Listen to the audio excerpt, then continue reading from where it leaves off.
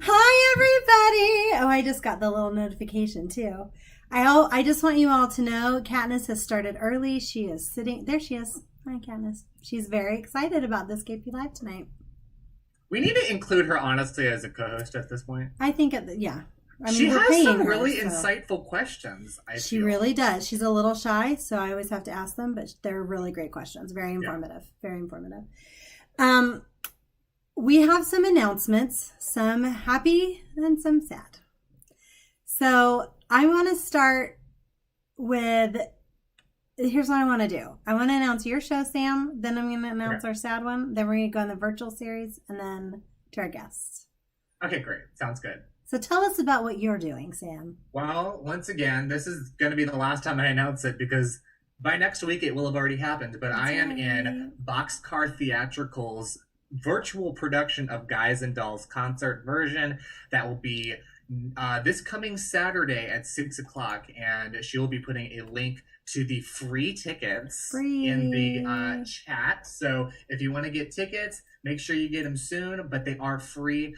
This is going to be the inaugural musical of Boxcar Theatricals, so we would love if you made a donation to support local theater. It's a new theater that just started during the pandemic, so they would really, really appreciate any donations. And did I mention it's free? It is free. And hi to Jody Gianfala. She says, hi, Sams. Hi. I like it when we're the plural. I've just put the link in, and I just want to say too, like, it is so, we know this time, some people may, it's a trying time for everyone. So no pressure, no stress, but if you have it within your means, it is really appreciative. Theaters really appreciate it. We're trying to stay alive and going during this pandemic, and we want to be able to come back because theater is so important, as you hear from us every single week. So I know Boxcar would really appreciate it as they're starting off their theater, which is so cool. And I'm excited to see how they're doing this with the Guys and Dolls. Yeah, I'll be in attendance. Cool. Happy Valentine's Day. That's what I'm doing for Valentine's. Yes, happy Valentine's Day. Yay. All right, so before we get to what is coming up at the Kentwood Players virtual theater series, we do have some sad news. So I am going to go to, I'm sure most of you got the announcements on email to you, but our dear friend Tom Brophy has passed. And I wanted to, this is what was sent out. He was an active member of the board, and he has been a member of Kentwood Players for 50 years. 50, not 15. 50. That's huge. He was responsible for lighting design for 64 different productions, from Night Watch in 1974 through Scream Queens, the musical, in 2012. He performed in 10 shows, starting as a townsperson in Our Town in 1972, up to, I'm not sure how to pronounce this name, Aegis, in A Midsummer Night's Dream in 2004. He did booth crew for 8 shows.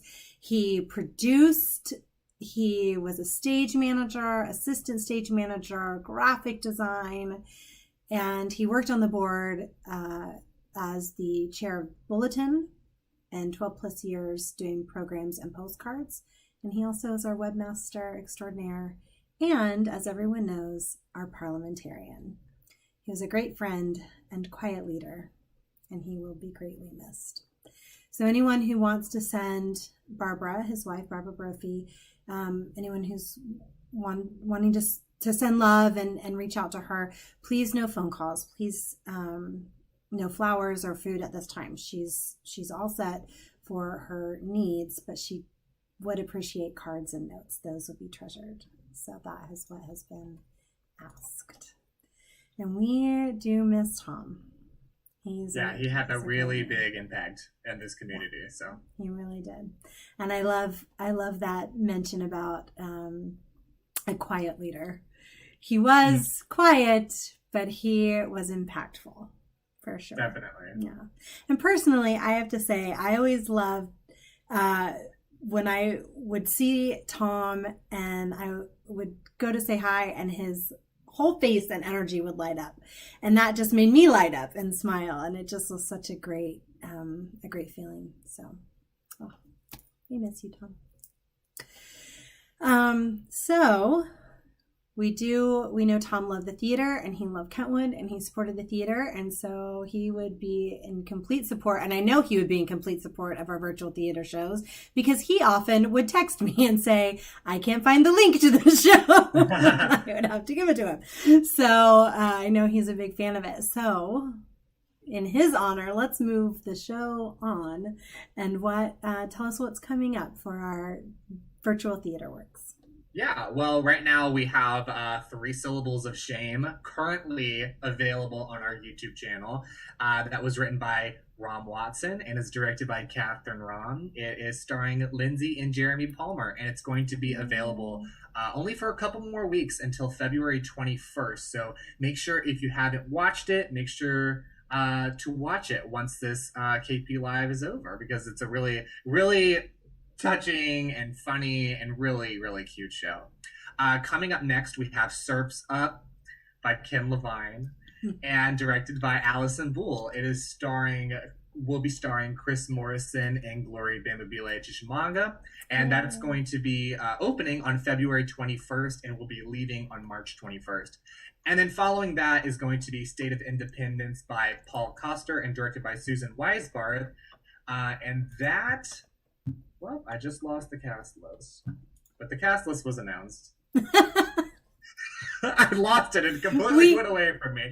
That will be opening on March 21st and will be closing on April 25th. And of course, those are all going to be available on our YouTube channel. So make sure to stay tuned. And you can find out that fun little cast list on Facebook. But if not, we will definitely have it for you next week. There's time. I had it open it's and in then 2 months. Just completely went away. It's okay. It's in 2 months. People need to watch 3 Syllables of Shame right now, really. Yes. It's such a cute show. Make sure you watch 3 Syllables of Shame. It's a great show. Great cast. It's a cute show. Director. And also, let me just say, we have it. Sam doesn't even know about this.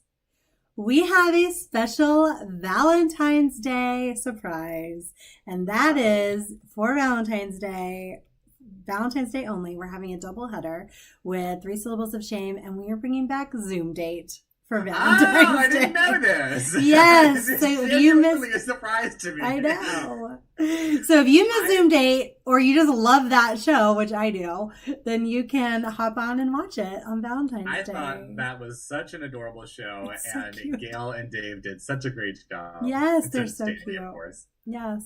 So you can see about dating in this weird world of Zoom, and you can also see a little touching show about a couple and the new changes in their life. Yeah. All right. Well, with that being said, do we have any more announcements? We have no more announcements. We just have an awesome guest. Awesome. Who is it? I've never met this person. You're a liar, and you have to do the introduction. Yes, and I can't even go with yes and because I don't have the intro you do. I have the intro? Yeah. Oh, I'm introducing the guest. Okay, well, the guest is going to be one of my professors at LMU. She taught me everything I know about improv last semester, so she's really great. And she also is an acting coach. She also teaches sitcom acting at LMU, and also just recently wrote a book auditioning What They Say When You Leave the Room. Ooh. So I would like to welcome on Mary McCusker. Yay! Hi, Mary. Hi. Well, that was incredible watching you guys improvise your way into this show. Thank you. Oh, we try. Yeah, that's honestly all we do at this point is just try.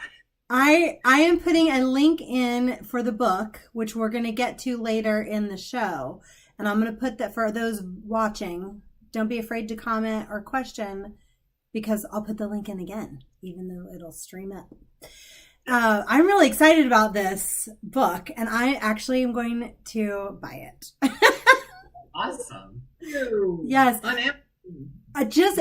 Even just thinking about the title and what they say when you leave the room. I love that.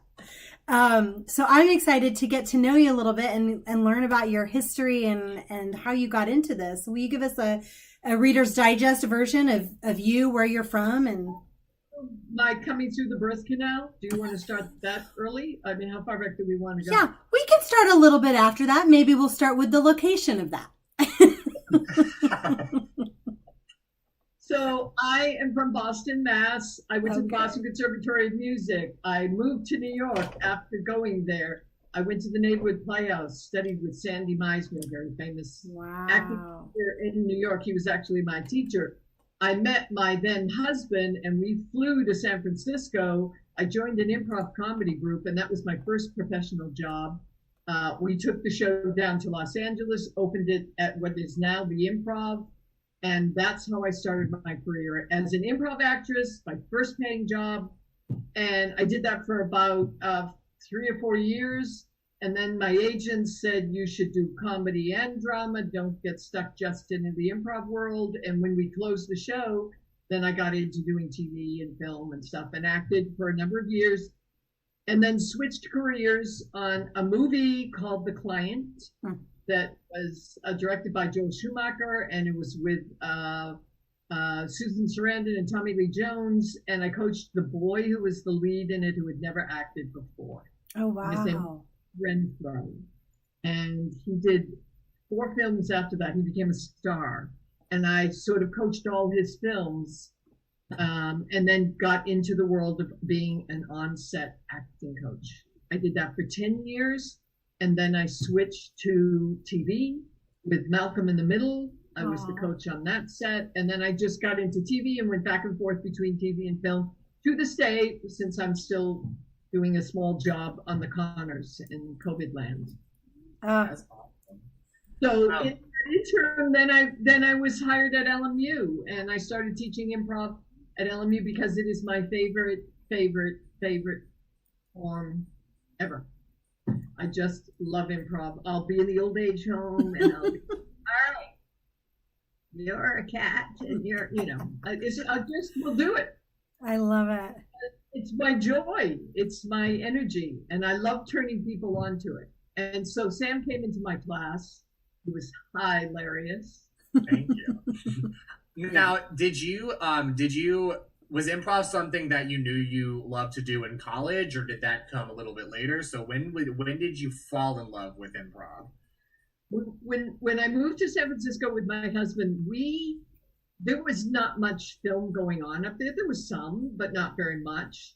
And I wanted to act. So I was going on any kind of audition I could. And that was one audition that I went on. That's how I learned it. Wow. And so what is it you talk about with such passion and love? What is it that you love about it that ignites that? It's exactly what you were doing before I came on. It's exactly what we're doing now. We're just a little bit nervous. We're a little bit backed up a little, but in a good way. And we're making it up as we go along, and we're listening and we're staying present, and we're having fun. So if you put a structure around that, if you set up games around that, if you create characters around that, there's no end to where you can go. And where you think you might not be funny, you become very funny if you play the reality of the scene. So people like Tina Fey and Amy Poehler, who created Upright Citizens Brigade, they always say, don't try and be funny, just play the reality of the moment and see what happens if you trust it. Yes, so absolutely. That's what I love about it. I think it's a life skill as much as don't you think, Sam, for instance, having taken improv, that you feel a little freer with being just yourself and not worrying about how you look or how you come off? Well, yeah. I mean, I remember us having a private meeting, just the two of us, during the class, where I was saying that I think it was at the beginning of the semester when I said that I had no experience in it, but I was really excited about it, and that something that I think was interesting to me was that I don't remember, I think you said this, but it's like we improvise all the time. We are never going off of the script, even right now, even when we are just having a normal conversation every day, we're improvising all the time. And so that was something that I think helped loosen me up and calm my nerves. And then I also felt that in that class, you really allowed us to just try whatever we felt we wanted to try weird things and bad things and different things, and then sometimes it'll stick. And so that's kind of how you figure out what sticks for you. I mean, you can't really, I feel you can't figure out what's wrong, bad. I don't know. You can't figure out what doesn't work. I mean, what works if you don't figure out what doesn't work. You know what I mean? So I felt like you created a really great atmosphere for us to just really experiment and try things and not be scared to fail. So that was something that I got from that. That's great. That's great. You know, I coached 2 actors today, and we had the script, and so we went through the script, and it just wasn't coming alive. So then I said, let's just improvise the moments in it. Let's if you think of some of the script, say it, and then go in and out of the script and the improvising. And just as an exercise for finding what's really going on in the scene. And that was a valuable exercise. Meisner had what was called the repetition exercise for people who studied with Meisner. And you're smiling, Samantha. Did you do a little Meisner? Yes. So you know, you have a pink scarf on, I have a pink scarf on, you have a pink scarf on, and you keep repeating it until some kind of emotion or change comes through, and then you start to pick up that. Right. And so that's about reading people. So that's part of how the book came in, because auditioning, what they say when you leave the room, we're always trying to figure out, pick up behavior, pick up moments from other people as we're talking to them. And so that kind of acute listening skill is really what keeps us present as actors, you know? Absolutely. And once you tune into somebody and you're not on, you're just connecting. Remember that class we did one time, Sam, where I just said, let's all just stare, pick one person to stare at. Yes, I loved doing that. I thought it was really fun. And so what you're saying about listening and the very limited experience that I've had in improv is like, you can't do it if you're not listening, because you have no clue what's going to happen, what other people are going to say or what they're going to do. So if you're not listening, it's not going to work. And so that is something that I've taken in my like scripted acting stuff and musicals and all that kind of thing. So it goes back to what you said about how the things that you learned through improv are applicable in anything else, and also applicable in what we're doing right now, because I have to listen to you in order to ask you questions and to follow up and stuff. So what Meisner would have you do is memorize the lines really, really flat, you know, flat, flat, flat, flat, flat, flat, get the lines out of the way so that you could go moment to moment and pick up behaviors, how people said lines, how they said it, where did you get from that? So then you wouldn't plan your performance because you were going moment to moment, working off the other person. So when I said that I, you know, sort of jumped from Meisner into the improv world, I had really been trained to listen. You know, it doesn't mean I listen all the time in life. God knows that's. Well, I think that is the fundamental element in all aspects of this, whether we're doing, like Sam, like you said, whether we're doing improv, straight plays, musical theater, whatever, it all, that's the basis of everything, is starting with that block. Yeah, what you want to do is be you. You want to bring your personality, you. I mean, of course, if you're playing a character, then you must honor the playwright's vision of the character and what the character demands are. But you're still bringing you, and improv teaches you to come from your real voice. Right. Come from you. Not you on, not you anything except you present. Right. And that is a valuable and scary experience sometimes, right? So speaking of this, what was it? Yes, it is. Because you're alive. Exactly. It's a great feeling. Once you go through the first time and you realize you're going to come out of it okay, then it's fine. Then being that little nervousness or that scared is exciting. Yeah. And that's like a muscle you keep growing. Mm-hmm. Right. And actors, so much rejection from auditions and from the whole industry that it really helps to just exercise your love of the craft, the joy of why you do it, and not this one, the next one, and Right. on and up. So I think a lot of times we hear improv, and I'm speaking for the layperson, let's say we hear improv and we think immediately SNL, right? Because that's what everybody's been exposed to for the longest amount of time. And we think sketch comedy, or we think, something to that effect. But I feel like that's just one aspect of improv. You touched a little bit on it today when you were talking about the scene work. So, what are other aspects and uses that that we can find in improv rather than just like trying to do, Saturday Night Live? Oh, am I gone? Well, as I said, I think we can hear you. We can hear you. I just got to pop up. But it's a cute face right now. You'll be happy with that. Okay. I would say you can use it in your scene work. If you're working on a scene, I mentioned it earlier. If you're working on a scene, then you can improvise the scene to find out what's missing, what isn't missing. What are the moments? If you can't get angry in the scene when it's called for, then you can improvise around it and find out why. What is missing? What's the component that's missing? That's one way you can use it for your acting. How else can you use improv? I think it's what we're doing now, just making it okay to fail, making it okay to not have an answer, making it okay to just be present. So when whenever you are doing, okay, we have this scene that's scripted, how about we do it improvised? I've seen directors do that, and I've seen actors immediately get like, oh gosh, I can't improv, I've never done that before. So what would your advice or tips be towards people who've never done improv before to be able to not get over that initial nervousness, but be able to use it or be excited about it or be able to break the ice for people who've never done it before?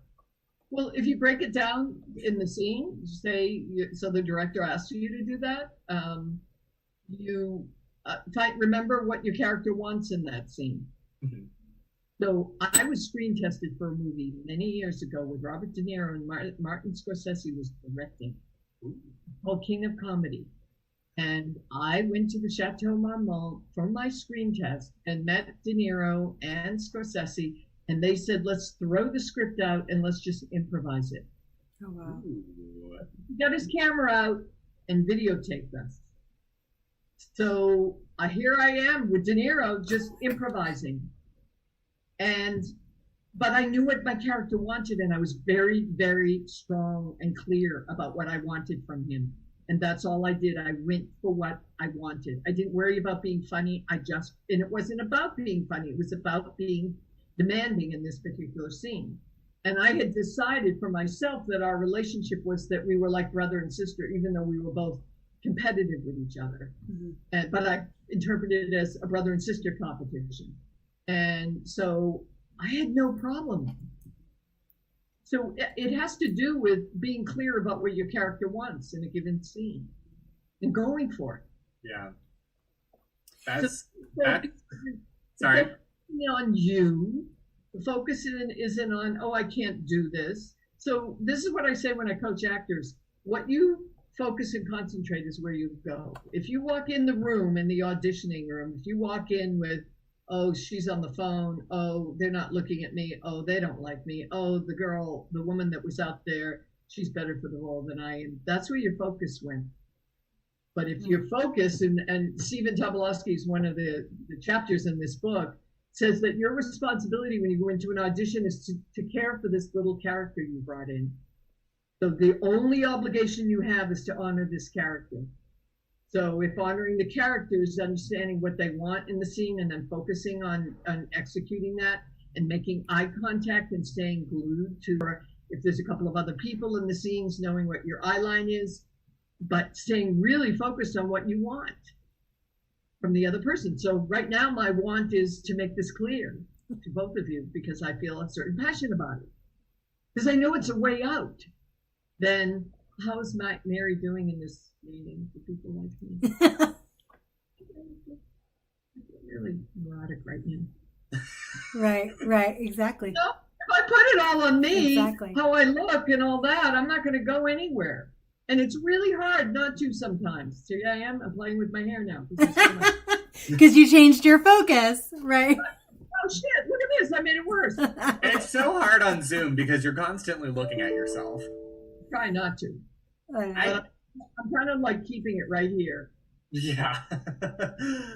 You know, it's another thing. That's the only thing I love about Zoom to me, because I coached actors and put them on tape for auditions, is that this is your close up, and this is an opportunity for you to perfect that. You know, Over here. play with that and to work in that parameter of film making, which fascinates me. And do you? Oh, sorry, I just had a cat attack. She's very excited about this subject for some reason.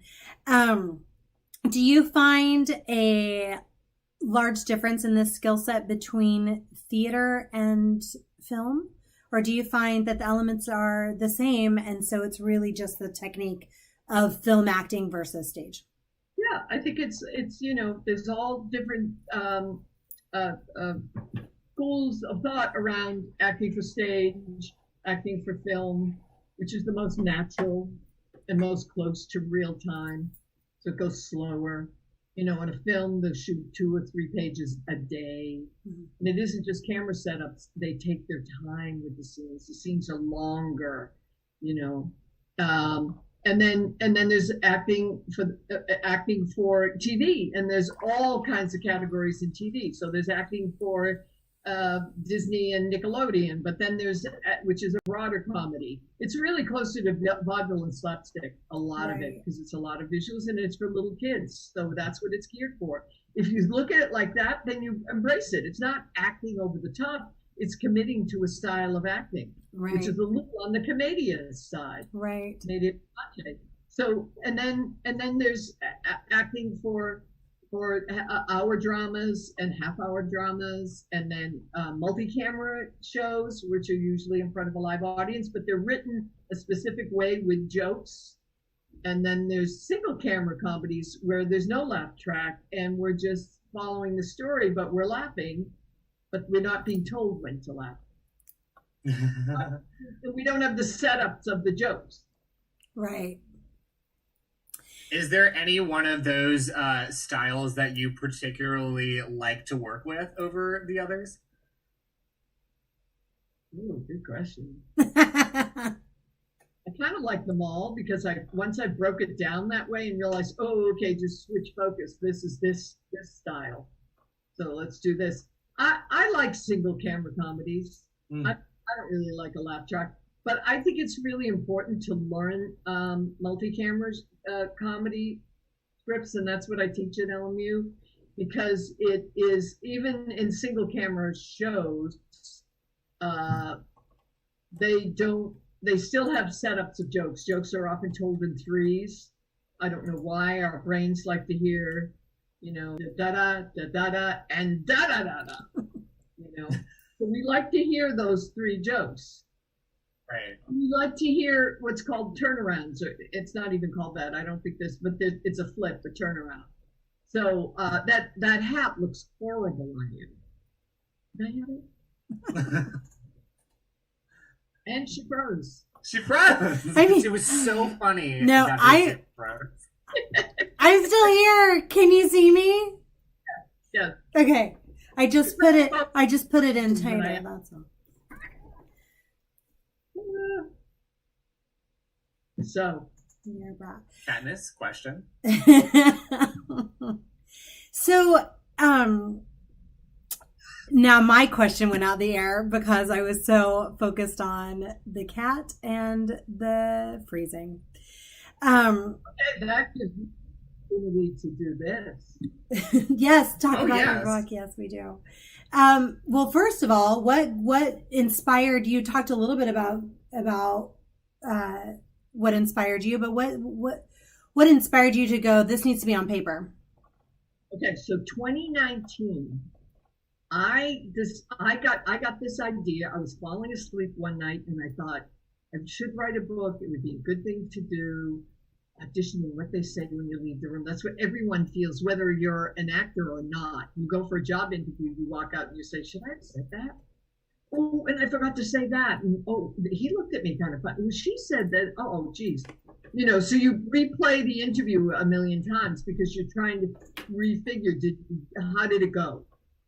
And so then I thought of all the directors over all these years that I had worked with, and I decided to put them on tape and ask them, what advice would they give to actors coming in the room? What is it you're really looking for? Give us some tips. What does it mean to be professional in the room? Give as many tips as you can about the auditioning process. And then I expanded it to casting directors, and then I expanded it to 3 actors who work all the time to see how they approach walking in the room. And so the book came apart. That's how the book came together. And so I transcribed the interviews. I have a YouTube channel which has excerpts of the book. Oh, great. So it's Mary McCusker auditioning what they say. That's my YouTube channel. And that's where there are 2-minute clips from the book with all of the directors that I've worked with. I'm still posting them. I've probably got about 40 interviews. Wow. Oh, that's great. In 2-minute segments, 3-minute segments. Oh, and they're really so cool. They're really valuable. So check them out on YouTube. And please like and subscribe. Yes, please do. I'm gonna find that and put that link in here in a second. I'm curious though, without giving any spoilers, because I want people to buy the book and I want people to watch the YouTube. Did you find that there were a lot of common themes throughout these directors and casting directors and actors? Yes, there are. And almost said by every single person, number one was, please come in with confidence. Now, that's not easy if you're new to auditioning. That's not easy if you didn't have enough time with the script. Again, that's where improv can come in a little. You can act as if your way through it, but can make it okay to look at the paper if you have to, but ideally you want to be off book. That's something that everybody uniformly says they want. So you need to find this is what I suggest. You have your own group of actors where you help each other. I got an audition, will you run lines with me? So that you can get to a place of confidence. Here's the thing. We're all nervous at different times. I was a little nervous coming on here tonight. Why not? I was going to improvise, I knew. And that's okay if you make friends with it. So you just make friends with your fear, make it okay, and just come in like, I got this. And then don't be needy. This is the other thing they don't want. They don't want people like, okay, thank you. I had a great time. Oh, the script was so great. I love all your films.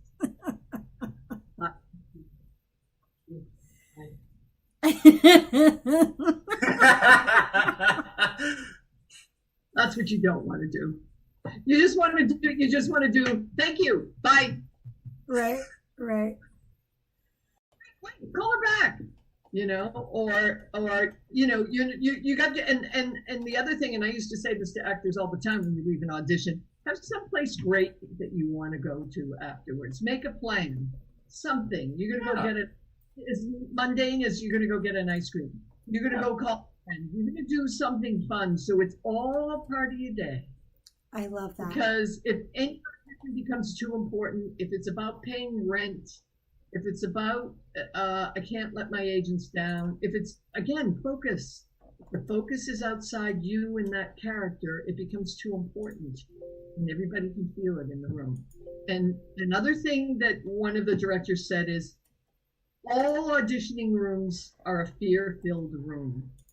And part of the reason they're fear-filled is that the casting director has pressure to find the person for the producer and director.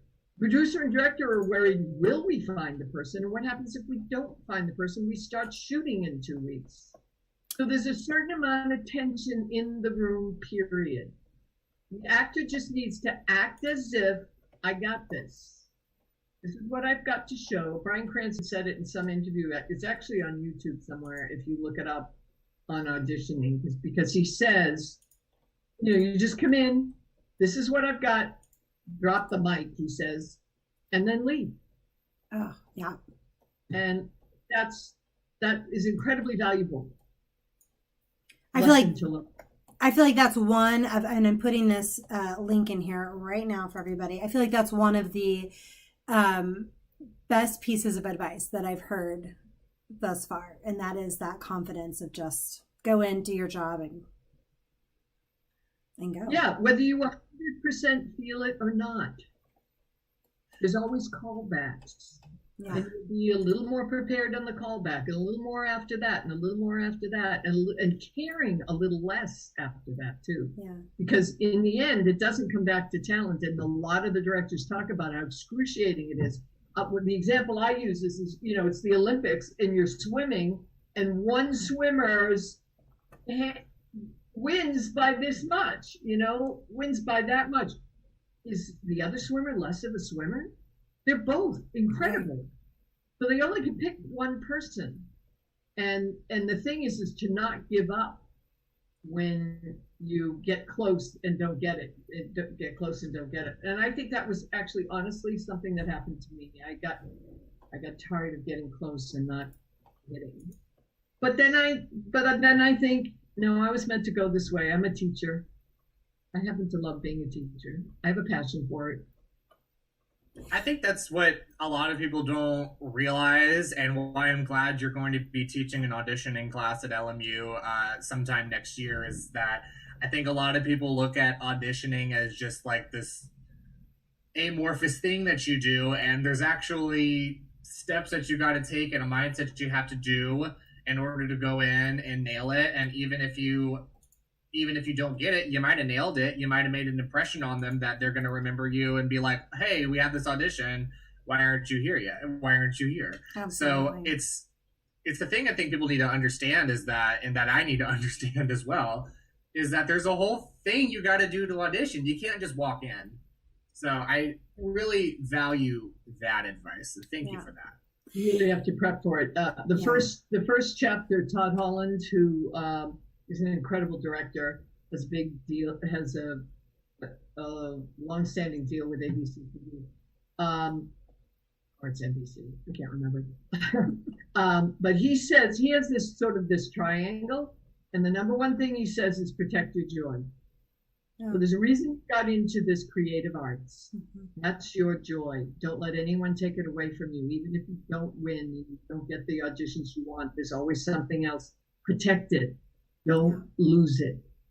Oh, because people don't want to hire angry. People don't want to hire resentful.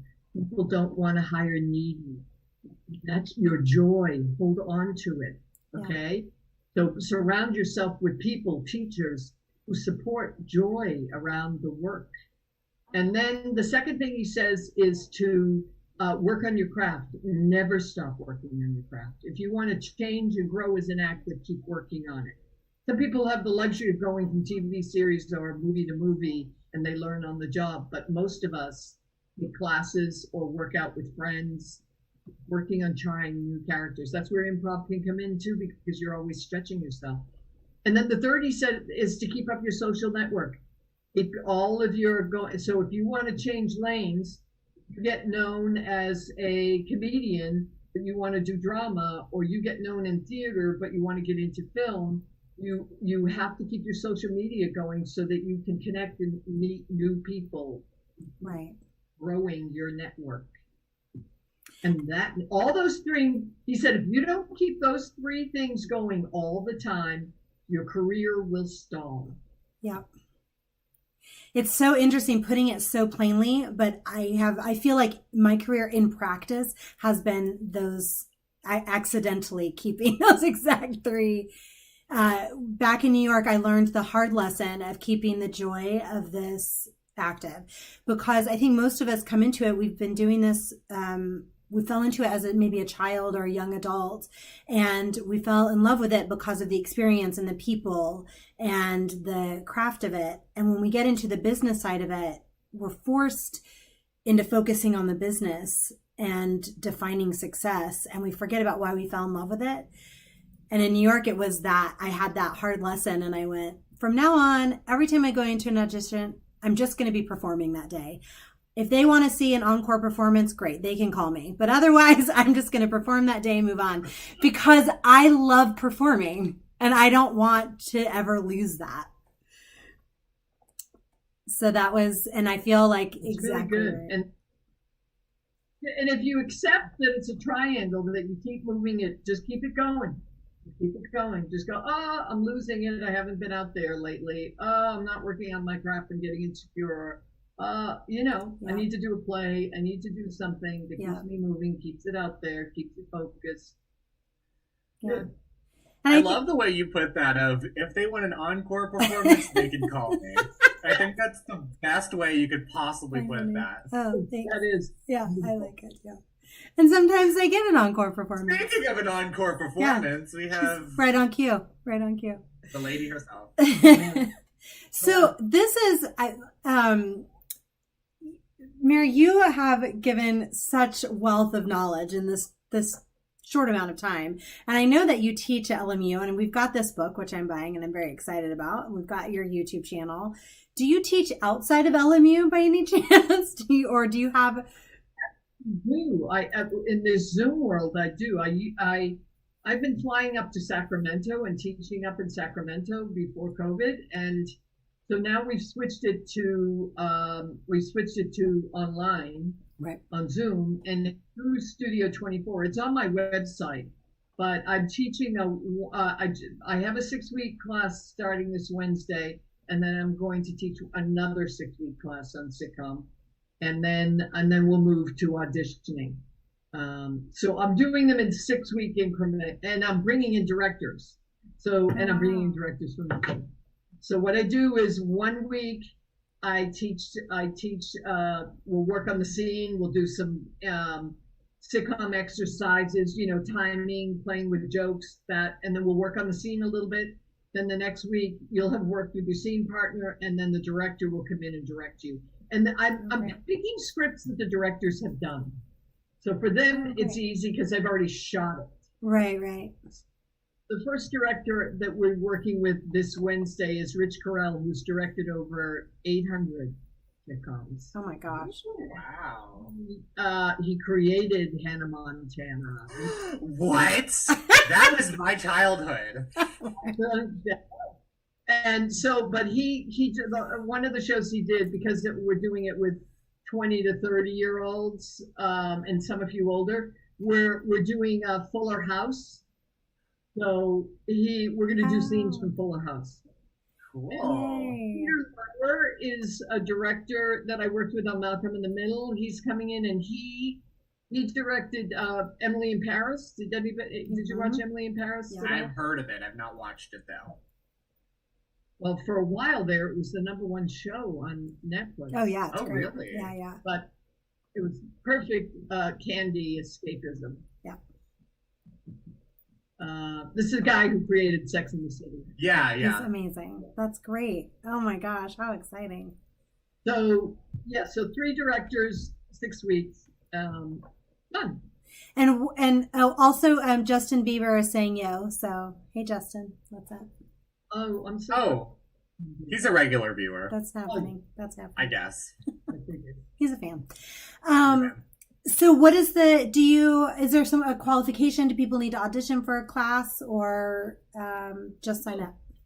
If you go to Studio 24 and just see the Zoom class with Mary McCusker, he'll direct you.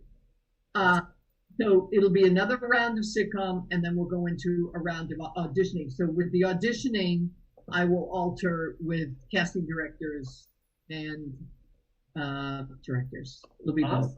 That is awesome. Yeah.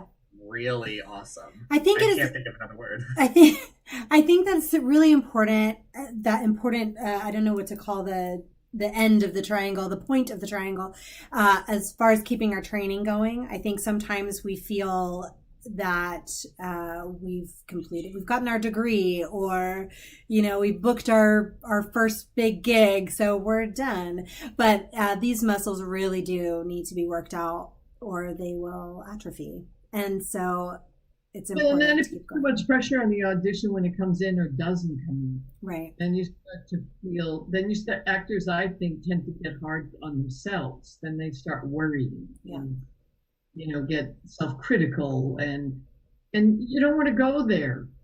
Right. You want to stay busy and active, and that's part of the idea of doing these 6-week classes, because you're not committed for 3 months or the year. You start the class and you have to stay in it. We do it in these 6-week increments, and that allows you to have an experience and drill and work this stuff. And I am really a big proponent. Beth Henley is a friend of mine. So I met her when I did, you were going to say the last questions. You said there were some questions you were going to ask me about theater, but I did Beth Henley's second play, The Miss Firecracker Contest. Yeah, I love that show. Yes. That I did the first production of it here in Los Angeles. Oh, wow. I did not know this. I love this crossover we're having.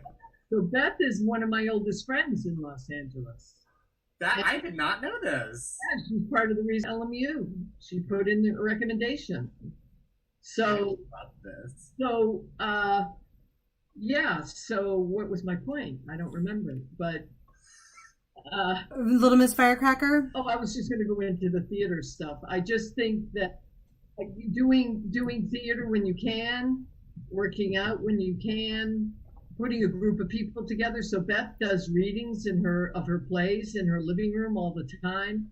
There's another group of friends that I have that we're all sort of a whole group. There's about 25 of us. Oh, wow. Most of them went to SMU, Southern Methodist University, but when I did Miss Firecracker, they couldn't sort of let me come into the group. And so it's an expanded group. And one of the women, Colleen Baker, she put together a group called Writer's Recess. So if you had a screenplay or a play or short scenes or whatever, we put them together and have a reading in our living room. Oh, that's and that's a workout. Yes. So we just kept doing that all the time. And that is a way of not taking classes, not putting money out. Right. I remember listening to Dustin's master class on that series. And he said that he and Robert Duvall used to put groups together of people to do readings, even poetry readings in their house. It was mostly about trying to get laid, but it was also about working. yeah, that's fair. But what it is, it's about keep surrounding yourself with your tribe and people who are positive and loving the craft and the work.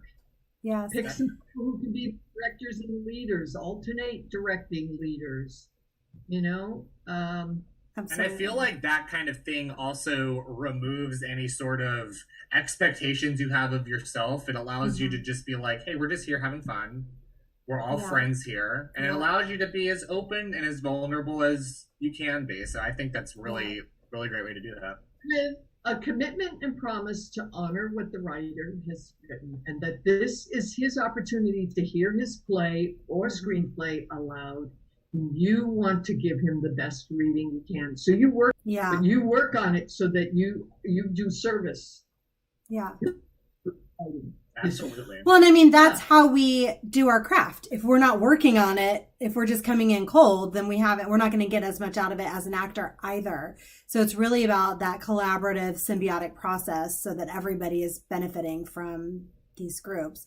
And it reminds us of the joy of why we're doing this in the first place. Exactly. For our love of it. So,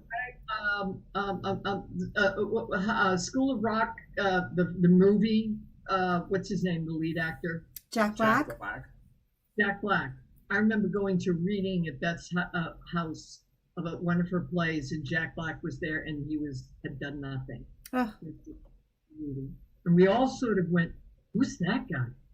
Whoa, he is so focused. He is so good."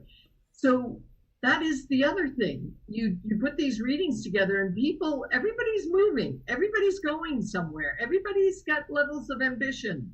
You're just meeting, you're networking. And I would love people from LMU and all varying schools to network, the Kendall Place. Yes. Everybody network with each other all the time. Yeah. It's the only And way it to can't keep be moving. easy. This feels like a horrible time, and on one level it really is. On another level, that's how the Renaissance happened, as we know. That's right. Yeah, something. The Renaissance came out of a pandemic. Which Shakespeare wrote out of a pandemic. Exactly, which is a great kind of segue to where we're kind of what's next, because I know a lot of people are afraid of, especially what Shakespeare did not have to compete against, which is Netflix. But as far as live theater is going, we are bombarded with TV shows and movies and everything.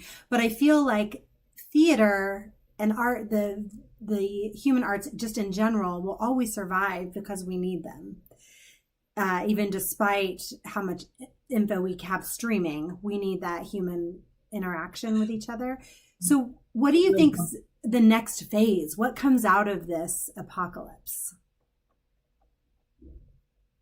I think a lot of deep plays, a lot of deep comedy, a lot of deep stuff will come out of it. And I do believe that theater will come back, because we have to have that. We need that human contact. We need the aliveness of a live audience. We need it. It's who we are as a species. So I don't know what year it will come back. I hope by next year at this time it will be back. And then in the interim, I think that as far as theater, I feel like people will be meeting and writing plays and creating content now. You're the next generation to just take this over and process this. And so just all of you just writing and performing and creating together are going to have a voice in it. That we need such a shift on so many levels on this planet, right? That's what we need about this time too. The shift is deep. Yeah, and we can feel it definitely rumbling all over that things are shifting. Yeah, so put it on paper and get it up. And if Zoom is the medium right now, so Zoom will be the medium, and it will change. It will go live. Right. It has to. Agreed. Oh, I feel craving it. I agree. We are craving it. And that need is strong. So you talk about what do you want in an audition, going in with a strong focus. We need it. Yes. Got to have it back. We will. I feel comforted hearing you say that. So thank you. I feel will. Yeah. Good. I do. Yeah. And it's partly, we've had a bit of a regime change. We've had us moving towards herd immunity, moving towards everyone getting shots. We will get there. We're coming out. Absolutely. I think so too. So to wrap up our interview, we have talked about so much, and I wish we could have you on for 15 hours, but unfortunately we can't do that. But I wanted to ask if you had any particular memories with theater or with film, in your case, because I know you have a lot of film and TV experience too. But if you have a favorite memory, either of being involved in the theater or watching something that really impacted you or has stuck with you. All right, I'll tell you two quick. The first one was Hamilton, and I'm sorry it's Hamilton, because Hamilton, everybody felt that way, except I saw Hamilton when Hamilton had just left the PAP and come to Broadway. Oh, wow. And I got to the theater, and it was a Sunday matinee, and they were sold out, of course. But they said they have will call. So if you want to stand in that line over there, you can. It meant standing in line for 3 hours, which I did with my friend.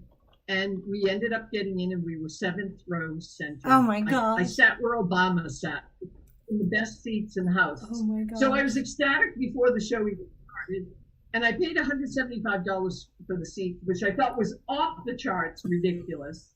But when I see what happened, forget it. But then I was deeply moved by it. I was so ecstatically happy. I was crying through it. I was crying after it. It was a great experience. To be there before, it had gotten the hoopla. It was a totally fresh experience. I auditioned for Beth Henley's play, the Miss Firecracker Contest. I was auditioning for 2 plays at the time. One was at the Mark Taper Forum, and I really wanted it more than life itself. I really wanted it. It was called Says He, Says I. It was an Irish play. I'm Irish-based. I speak with an Irish accent, darling. My whole life I have. There's nothing I'd like more than to play an Irish lass. So I was into it. I wanted it. I was on my third call back for it, and I got a call to win for the Miss Firecracker contest. It was equity waiver and Burbank. I was like, I don't want to do that. I don't want to do that. I want the Mark Taper. That's the good job. That's a paying job. That's equity. That's money. That's notoriety. Going back and forth, audition. I did not get Sissy Says I. I got the Beth Billy play. The first few rehearsals, I'm not off book. I don't even know the script. I'm like phoning it in. I'm doing it, but I'm not. And the director takes me aside and says, "You're not in this. You better get in it because we're getting nervous." And so then I kind of snapped to, and I did. And I met all the friends I have for life. Wow. That's so great. Oh. And I've had so many experiences with this group of friends, and I've learned much, and they've been soulmates, and they have helped me through the darkest times of my life and been there and have laughed more with them, have had more joy with them. Yeah. So you want to equate it to fame, notoriety, money, not, I don't know. I've said this before, but I always feel like you get in the show you deserve to be in and you need to be in. And there's been many times where I was very upset I didn't get into a certain show, and then I ended up opening an opportunity to get into another show where I meet people that I've known forever. So I'm a firm believer that you get in the show you're supposed to get into. Yeah. And we're now, also, are there any, oops, sorry. Well, I was just going to say there's also something I think transcendent about what we do. And so there's another connection and force. And I'll just say, Mary, your work in that show inspired me and other people. I actually talked on Beth's show. I talked about Litmus Firecracker and the influence that had in my work as coming into this as a young adult. So you never know how your reach is and why you were called into that. It's for you to meet all your soulmate friends and to inspire young actresses. So there you go. And now for our favorite question. I love it. Yay. And now for our favorite question of the night. So we won't keep you anymore. Has there been any on-stage / on-set debacles that you have been involved in or witnessed yourself? Oh God! And if you would like to name names, you can, but you're not required to. But you don't have to. Oh my God! But you can if you want. Oh my God! There's too many. All right, I wish because. Well, there was one in Miss Firecracker contest. I remember we came bounding on the stage in the scene where the coordinator of the Miss Firecracker contest, we come running on, and the whole set fell apart. It fell off the stage and into the audience, and we didn't miss a beat. We jumped into the audience, pulled the pieces up, put them back, and kept the dialogue going, and just kept going. That's amazing. That is incredible. What was this during a rehearsal or a show? It was a show. Oh goodness! It was a very small equity waiver theater, but it was still pretty funny. It was pretty funny. And how did the audience go with this? Behaved abominably. They screamed laughing. They loved it. They loved it. Yeah. Okay. That's awesome. That is great. I think that's got to be like our most, like, you can't really hide that one. You know, like when a gun doesn't go off or like something, we're like, we're going to try and make this work. But like when your entire set falls down, there's, you know, you can't really hide that. Right. I love that. I love it. That's great. Don't look. Yeah. Or just go on, like pretend nothing's happening. That's my favorite. When something horrible happens on stage and nobody reacts to it. I'm like, y'all, we saw that. At least use it. Oh, goodness. Mary, thank you so much for joining with us. And and sharing all your knowledge and stories. Oh, it was a So blast. glad you could join us. Thank you for inviting me. Oh, thank you. Until the next. Yay. So everybody watching, you please check out her book, Auditioning and What They Say When You Leave the Room. I'm really excited. And then also YouTube, all the links are in there. I'm pointing to my computer as if you all can see that. Also YouTube and her website, take class, hone your skills, keep working out. And remember to love what you do. That's why we're here. It's called a play for a reason. And next week, we have a very special guest. We have Elizabeth Bouton and Sean Summerer, Kentwood Sweethearts, for our Valentine's Day show. So that will be lovely. Great time, guys. Yes. I guess you came to say goodbye. Yes.